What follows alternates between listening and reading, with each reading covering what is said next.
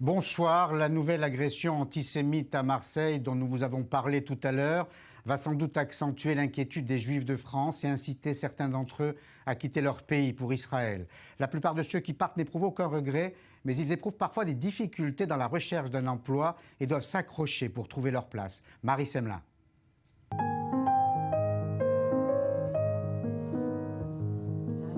Jonathan et Élise sont arrivés du sud de la France avec leur diplôme. Il est médecin urgentiste, elle est agronome. Pourtant, malgré une bonne maîtrise de l'hébreu, leur alias s'est transformé en parcours du combattant pour la reconnaissance de leur diplôme. Et plusieurs mois après leur arrivée, ils n'ont toujours pas trouvé de travail. On est perdu au milieu des avis, des aides, de ce qu'il faut faire, de ce qu'il ne faut pas faire, de ce qui est écrit mais qui n'est pas vrai, de ce qui n'est pas écrit mais ce qu'il faut entendre. Clairement, c'est plus facile pour un jeune qui arrive sans diplôme de 18 ans de s'intégrer et d'aller travailler dans une boîte française délocalisée en Israël ou dans un call center. Et pour nous, c'est beaucoup plus difficile. Donc il y a des moments où vraiment on se demande qu'est-ce que cherche l'État d'Israël, qu'est-ce qu'ils veulent faire comme type d'immigration. Est-ce qu'ils veulent une immigration de gens diplômés ou est-ce qu'ils s'en fichent? Une incertitude dure à vivre quand en France on est déjà dans la vie active. Ici, il est plus facile de s'intégrer quand on a 18 ans et juste le bac en poche. On parle de pouvoir décemment louer un appartement. On ne parle même pas d'acheter quelque chose. C'est quelque chose qui serait complètement envisageable d'acheter un appartement en France à notre âge, avec nos situations. Là, ce n'est pas du tout envisageable, même si on travaillait à plein temps dans nos professions. Ce n'est pas du tout envisageable pour le moment parce que les salaires ne le permettent pas. Et le coût de l'immobilier est devenu quand même très, très élevé. Donc là, on est dans un 25 mètres carrés et on vit clairement sur nos économies. Ici, l'intégration est rude et la vie plus chère qu'en France. Certains choisissent de prendre l'avion du retour plus discrètement et avec moins d'éclat que pour l'ALIA. Jonathan et Élise, eux, se donnent encore quelques mois avant de prendre une décision. Michael Bensadoun, bonsoir. Vous êtes le directeur de l'association Kalita qui aide les Français à s'installer en Israël. Est-ce que vous êtes conscient de ces difficultés? J'imagine que oui. Oui, bonsoir. Oui, nous sommes conscients de ces difficultés. Kalita, c'est le lobby francophone pour l'intégration réussie des Olim de France. Donc, elle réunit... Des migrants. Des immigrants, tout à fait, des immigrants. On parle en français ici. Oui, et on s'adresse à un public francophone. Okay. En Afrique, en France, en Belgique. Donc, des immigrants. Voilà. Des immigrants, très bien. Vous voulez qu'on... Non, continuez, okay, on est en direct. Très bien, ok, avec plaisir. Ok, donc on s'appuie sur les associations qui agissent et qui font un excellent travail sur le terrain. Donc nous sommes conscients effectivement des difficultés d'intégration professionnelle. C'est possible de réussir et nous appelons le gouvernement à faire beaucoup plus pour cela. Voilà, alors ces difficultés tiennent en partie par exemple à l'absence d'équivalence des diplômes. Alors tout à fait, il existe quelques problèmes que nous sommes en train de régler. Aujourd'hui, nous avons eu une grande victoire à la Knesset. C'est une belle journée. Le Parlement israélien. Oui, le Parlement israélien, tout à fait. Donc il a reconnu les diplômes des dentistes immigrants de France, alors, qui était tout à fait logique et normal. Lecture, est-ce qu'en deuxième et troisième lecture, à votre avis, vous êtes confiant? Oui, vu la volonté politique du Premier ministre, du ministre de la Santé, du ministre de l'Intégration et de M. Elalouf, nous sommes confiants. Évidemment, il faut raison garder et nous continuerons à nous battre aussi pour toutes les professions. Alors justement, pour que toutes les professions touchées par ce problème, par exemple? Par exemple, toutes les professions réglementées, donc les infirmières, les pharmaciens, les psychologues, les conseillers en finance. Je dois préciser qu'il existe des associations qui font un excellent travail sur le terrain, comme Gvaïm, comme Ami, donc c'est possible de réussir. Et à Kalita, nous réunissons l'information pour que l'Olim pour que les immigrants soient au courant de tous ces formidables programmes. J'ai l'impression que dans un premier temps, des Français, pas tous évidemment, qui arrivent ici en Israël, sont un petit peu déçus parce qu'ils... alors ils sont bien reçus, mais quand ils rencontrent leurs premières difficultés, ils viennent d'un pays quand même où on est très soutenu par l'État, la France. Et là, ils sont un peu déçus. Et dans un deuxième temps, ça va un peu mieux parce qu'il y a relativement peu de retours. En général, les retours sont relativement faibles, effectivement. En général, on n'immigre pas en Israël pour des raisons économiques, mais plus par idéal. Donc, quand on est motivé par un idéal, je pense que les difficultés économiques sont beaucoup plus faciles à surmonter. Et nous souhaitons à Kalita que toutes les couches, tous les Juifs de France puissent immigrer en Israël, y compris les couches défavorisées. Parce que c'est vrai qu'économiquement, ça peut être difficile pour ces populations et le gouvernement doit faire plus pour aider les populations plus défavorisées économiquement à émigrer en Israël.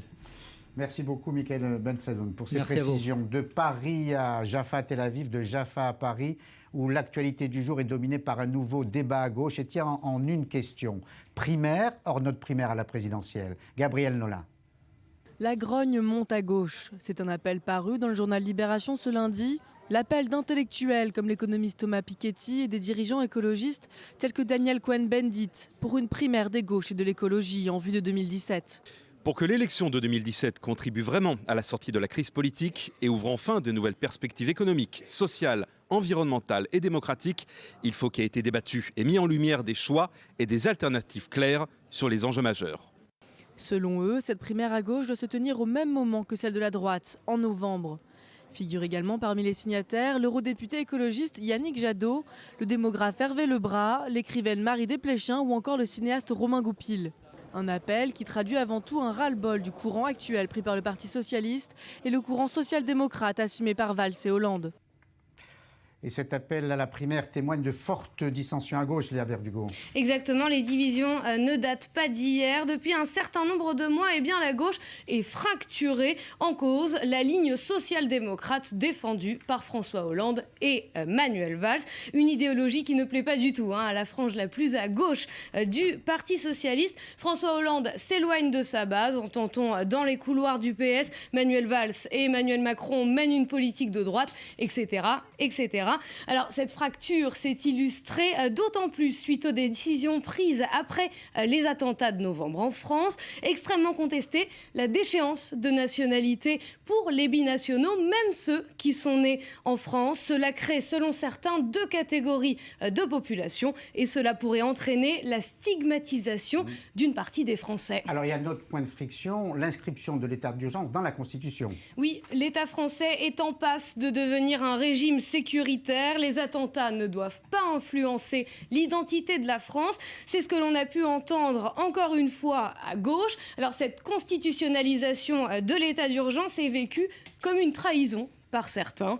Selon les auteurs de l'appel de Libération, cette primaire ouvrirait donc de nouvelles perspectives économiques, sociales, démocratiques et environnementales au moment où les débats sur la future législation française n'ont jamais été aussi animés. Merci Léa. Et l'on retrouve en direct de Paris le directeur de la rédaction de Libération, Laurent Geoffrin. Bonsoir Laurent. Bonsoir. Alors on devine à travers la publication de cet appel dans votre journal que votre journal va jouer un rôle important dans la campagne présidentielle. Est-ce qu'en publiant en une cet appel assez spectaculaire, est-ce que ça veut dire que votre journal ou vous-même, vous lancez vous-même un appel à la primaire? Est-ce que Libé s'engage? Ah oui, tout à fait. On s'engage pour une primaire, mais de toute la gauche, sans exclusive. Parce que j'entends que c'est des fractures, des divisions, etc. L'idée, c'est de transformer les divisions en discussion. Et donc de réunir tout le monde. C'est-à-dire que ça va de Mélenchon à Macron. Et donc, ça n'est pas du tout un appel dirigé contre l'un ou contre l'autre. Évidemment, ça suppose que les uns et les autres observent une sorte d'inflexion. Et donc, le gouvernement actuel soit un peu moins social-libéral, on peut le supposer en tout cas, et que l'extrême gauche mette un peu d'eau dans son vin pour trouver un socle commun qui permette d'organiser cette primaire. Quand Jean-Christophe Cambadélis, le premier secrétaire du Parti socialiste, dit « c'est pas impossible, mais c'est peu probable », comment réagissez-vous ? Ça dépend de l'impact que ça aura dans le public, en fait. Parce que, évidemment, les appareils, eux, ils sont un peu méfiants. Par exemple, Mélenchon, il est tout à fait hostile. Il dit qu'il veut aller à la présidentielle directement au premier tour. Mais par contre, le Parti communiste vient d'annoncer qu'il était plutôt favorable à la chose. Les écologistes, il y a des écologistes déjà dans les signataires de l'appel, mais le Parti écologiste, il est plutôt favorable à cette primaire. Quant au Parti socialiste, il appelle de toute manière à un rassemblement. Donc celui-là ou un autre, après tout, le fait d'organiser une primaire avec d'autres forces de la gauche, c'est une chose qui est tout à fait logique et qui est historiquement très banale. La gauche a toujours cherché à s'unir au-delà de ces divisions qui étaient toujours profondes de toute manière. Et à votre avis, oui, pardon. L'affaire n'est pas jouée d'avance. Il y a une chance pour que ça marche. Oui, il y a une chance pour que ça marche. Ça veut dire que vous qui rencontrez parfois François Hollande, est-ce que vous pensez qu'il accepterait le principe d'une primaire ?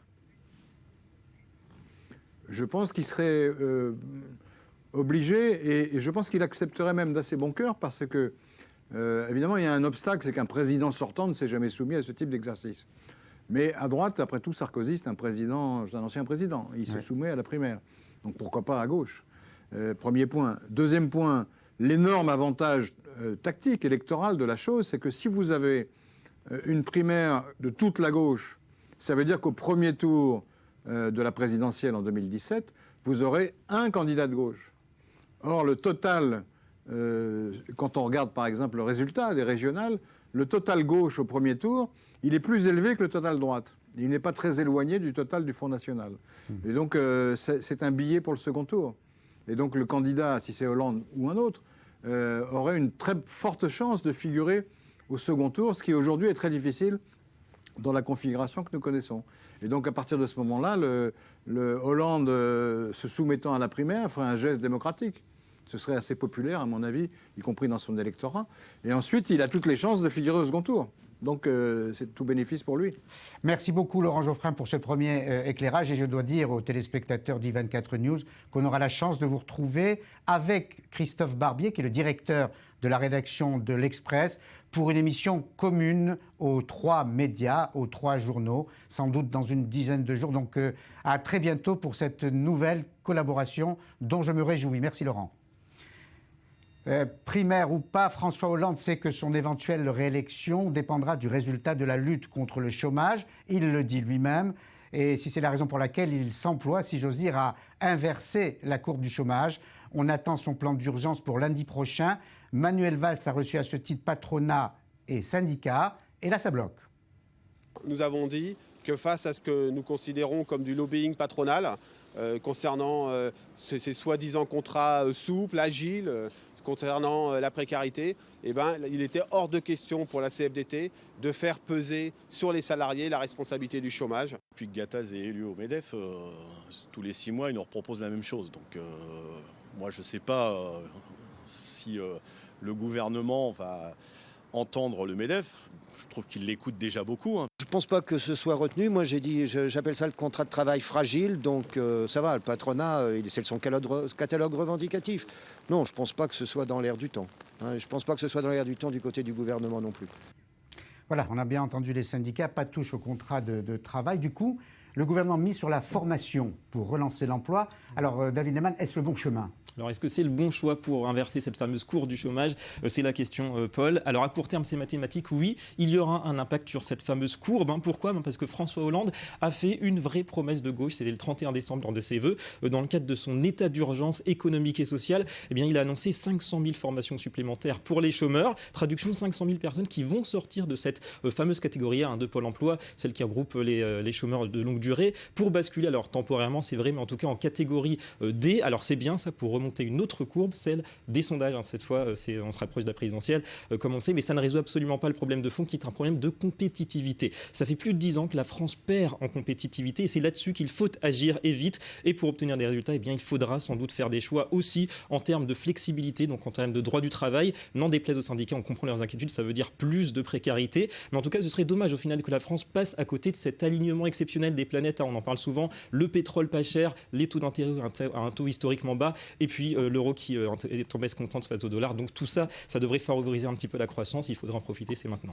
Merci David. On aura le plaisir de vous retrouver mercredi à 21h10 heure de Paris pour la présentation de votre nouveau magazine hebdomadaire sur l'économie, avec notamment Johanna Citruc et Laura Duhamel. Merci. Les autres nouvelles du jour avec Léa Berdugo. Des mesures humanitaires immédiates en Syrie, c'est ce que réclame le président de la République, François Hollande. Il a rencontré le représentant de l'opposition syrienne, Riyad Djab, à Paris, quelques semaines avant une médiation prévue avec le régime syrien aux Nations Unies à Genève. De son côté, le chef de la diplomatie, Laurent Fabius, appelle à la fin des bombardements russes et syriens contre des civils. En Israël, incendie dans les locaux de l'ONG B'Tselem à Jérusalem. Cette association défend les droits de l'homme dans les territoires palestiniens. Selon les pompiers, le feu a probablement été causé par un défaut électrique. La piste de l'incendie volontaire est pour l'instant écartée. Il y a 2 semaines, le gouvernement Netanyahou avait lancé une offensive contre les ONG de gauche. Un projet de loi prévoyant une législation plus dure sur le contrôle des financements étrangers a été adopté. Révélation de la chaîne 2 israélienne, des militants d'extrême gauche auraient dénoncé auprès du gouvernement de Mahmoud Abbas à Ramallah des Palestiniens qui avaient l'intention de vendre des terrains à des Juifs. Ils auraient été pour cette raison torturés voire tués. Sans doute lié à cette affaire, l'interpellation d'un militant d'une organisation d'extrême gauche à l'aéroport Ben Gurion alors qu'il tentait de quitter le pays. Presque tous les suspects des violences à Cologne seraient d'origine étrangère. Et parmi eux figurent des demandeurs d'asile arrivés ces derniers mois en Allemagne. Ce sont les dernières informations des autorités allemandes sur l'enquête. 19 personnes sont pour l'instant considérées comme suspectes. Le nombre de plaintes n'a cessé d'augmenter avec 515 dépôts à l'heure actuelle. Scandale royal en Espagne, l'infante Cristina se retrouve devant la justice. La sœur du roi est accusée d'avoir dissimulé au fisc des revenus issus de détournements de fonds imputés à son mari. Elle risque jusqu'à 4 ans de prison et plus d'1 million d'euros d'amende. Leonardo DiCaprio s'approche un peu plus de l'Oscar. 4 jours avant l'annonce des nominations pour la prestigieuse cérémonie, la star remporte le Golden Globe du meilleur acteur pour The Revenant, un film qui a raflé 3 récompenses dimanche soir. Bonsoir Sarah Gaudron. Bonsoir Paul Vous Amar. allez présenter ce soir à 21h10 heure de Paris le magazine Reportage. Vous avez choisi pour ce premier magazine de la rentrée un thème lié à la tragique actualité, le terrorisme, mais vous avez choisi un angle intéressant, comment désembrigader les jeunes tentés par le djihadisme. Avant de vous entendre, extrait de l'enquête que vous allez proposer ce soir de Marie-Françoise Lantieri. Désembrigader ces jeunes, c'est bien la mission du Centre de prévention des dérives sectaires liées à l'islam, un des rares centres mandatés par la préfecture de Paris. Dounia Bouzar, qui le dirige, travaille sur ces questions depuis une dizaine d'années. Critiquée par certains, devenue une référence pour d'autres, en 2 ans, elle a désendoctriné 700 jeunes et en a empêché 234 de partir. 50% du travail se passe par les parents. Il arrive de désembrigader sans jamais voir l'enfant. C'est-à-dire que vous rentrez dans l'histoire d'un enfant, d'une personne, par ses parents, par sa famille. Et c'est par les parents qu'on peut raviver, par exemple, des souvenirs de la petite enfance pour lui faire revivre des sensations humaines qu'il a ressenties avant son embrigadement. J'ai une jeune qui s'est effondrée en regardant le film de sa bat mitzvah sur le mur que la mère a projeté. La méthode de Dounia Bouzar semble aujourd'hui reconnue, mais pour ceux qui sont passés à l'acte et se retrouvent en prison, quelle est la prise en charge ? C'est une entreprise qui est longue, c'est une entreprise qui mobilise évidemment une équipe pluridisciplinaire. C'est l'occasion d'aborder des sujets, des thématiques qui pourront nouer des débats autour du fait religieux, des notions de citoyenneté, des notions de laïcité. Laïcité, citoyenneté, l'État semble vouloir jouer la carte des valeurs républicaines pour contrer l'embrigadement de Daesh. Quoi qu'il en soit, ce programme reste expérimental et la plupart des jeunes emprisonnés à leur retour de Syrie ne bénéficient d'aucun accompagnement spécifique. Alors Sarah, je retiens le titre de votre enquête, Daesh, aller simple, avec un point d'interrogation. Est-ce que ça veut dire que l'aller-retour est impossible ? Eh bien écoutez, non, ça ne semble pas impossible. C'est très long, c'est très difficile. En tout cas, les spécialistes que nous avons rencontrés restent très prudents, mais ils restent également optimistes. Tout ce qui est mis en place aujourd'hui en France en est encore au stade expérimental ou embryonnaire. On a vu Dounia Bouzar dans cet extrait et on l'a dit, elle a réussi à désendoctriner 700 jeunes en 2 ans. Elle nous explique d'ailleurs en détail sa méthode, comment ça marche. Et ça marche, c'est une méthode qu'elle appelle d'ailleurs la Madeleine de Proust. Nous sommes également allés à la prison de Fresnes pour voir cette fois comment les djihadistes qui, eux, ont été condamnés, ont été emprisonnés, eh bien, sont pris en charge. Et puis, il y aura également des témoignages rares de parents qui, eux, vont pointer du doigt les dysfonctionnements qui existent en France, car il en existe, avec notamment le témoignage de Lydie, qui nous racontera comment sa fille, pourtant signalée, fichée, a réussi à arriver en Syrie. Et puis dans la deuxième partie, puisque cette année, il y a une deuxième partie à l'émission Reportage. Pour aller plus loin, on reviendra sur les profils de ces jeunes radicalisés. Et vous le verrez, ce sont des profils qui vont vraiment à l'encontre des idées reçues. Ces jeunes radicalisés sont issus de tous les milieux sociaux. Ils ont grandi dans des familles musulmanes, souvent non pratiquantes, catholiques, mais aussi juives. Ils ont un point commun, c'est un malaise qu'ils traversent. Il y a 15 ans, ils auraient pu tomber dans la toxicomanie ou tomber dans le militantisme politique aux extrêmes. l'extrême. Aujourd'hui, ils sont tombés dans la radicalité. Merci Sarah, on vous retrouve donc à 21h10 heure française pour Reportage Longue Vie. Un reportage. Il côtoyait Lou Reed ou Iggy Pop, mais il lisait Beckett. Il tenait à être en haut de l'affiche, mais refusait d'être anobli. David Bowie aura cultivé l'ambivalence tout au long de sa vie. Il est mort à l'âge de 69 ans, entouré des siens. Sandy Fortis.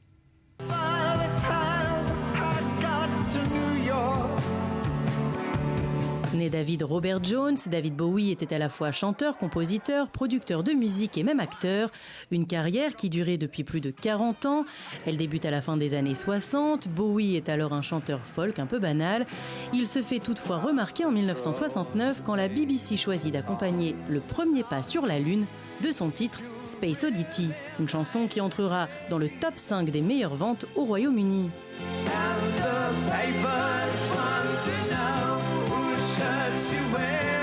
Nouveau gros coup en 1970, il joue la provoque en posant en robe longue sur la pochette de son nouvel album The Man Who Sold the World. Mais ce n'est qu'en 1972 que l'artiste devient réellement une star grâce à son alter ego décadent, Ziggy Stardust. C'est là qu'il impose un glam rock sophistiqué et apocalyptique.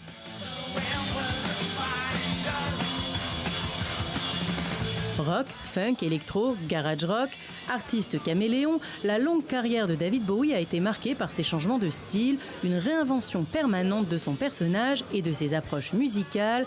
Génie créateur mais surtout novateur, le style Bowie a influencé plusieurs générations de chanteurs. En 2004, le magazine Rolling Stone le plaçait en 39e position de son top 100 des meilleurs artistes de tous les temps. Il s'est produit sur les scènes du monde entier, y compris en Israël. C'était en 1996. Je suis très heureux de pouvoir chanter nos chansons ici. Ce sera un spectacle fabuleux. Des nouvelles chansons, des anciennes, tout. Ce sera génial. Depuis le début de sa carrière, le chanteur britannique a vendu plus de 140 millions d'albums dans le monde. Un chiffre qui risque d'augmenter dans les prochains jours.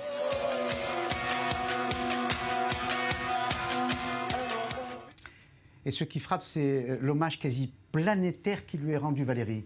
Bonsoir Paul. Oui, parce que l'époque a besoin de légendes, a besoin d'icônes, a besoin de ce type de dandy subversif comme seule l'Angleterre est capable d'en produire. Cependant, contrairement à son ami et probablement amant Mick Jagger, notre ami David Bowie a refusé par 2 fois d'être anobli par la reine. Alors oui, il y a un hommage planétaire, les journaux ont modifié leur conducteur. Il faut quand même se souvenir, et l'histoire est un peu oublieuse, que David Bowie a eu des périodes un petit peu complexes, un petit peu difficiles. Dans les années 70, il a été absorbé par une espèce de crise mystique, un peu militaro-fasciste. Il avait donné une interview. Oui, il avait donné une interview au magazine Playboy dans laquelle il avait des tentations un peu sur le nazisme. Il avait comparé Hitler à une des plus grandes rockstars. Mais enfin voilà, ça s'est passé. On le sait, David Bowie se réinvente toujours avec constance. Moi, je l'ai vu en concert en 1976, et donc c'est un très grand souvenir. Et il était quand même venu en Israël. Il est venu en Israël, tout à fait, malgré tout. Merci beaucoup, mais de rien. Valérie, voilà pour cette première contribution à Paris-Jaffa. Vous reviendrez nous voir. Jean-Charles Banoun aura l'occasion d'en reparler dans quelques minutes dans son journal de 20h. À 21h10, je vous l'ai dit, vous retrouverez Sarah Gaudron pour une longue session d'infos en direct et son magazine Reportage. Et si vous avez manqué une partie de Paris-Jaffa, sachez que l'émission est rediffusée à 23h, heure française, à minuit, heure israélienne. Hashtag Paris-Jaffa sur Twitter, si vous voulez intervenir, Twitter, Facebook et Instagram. À demain, 19h, pour un nouveau Paris-Jaffa. Très bonne soirée. Je vous laisse avec Jean-Charles.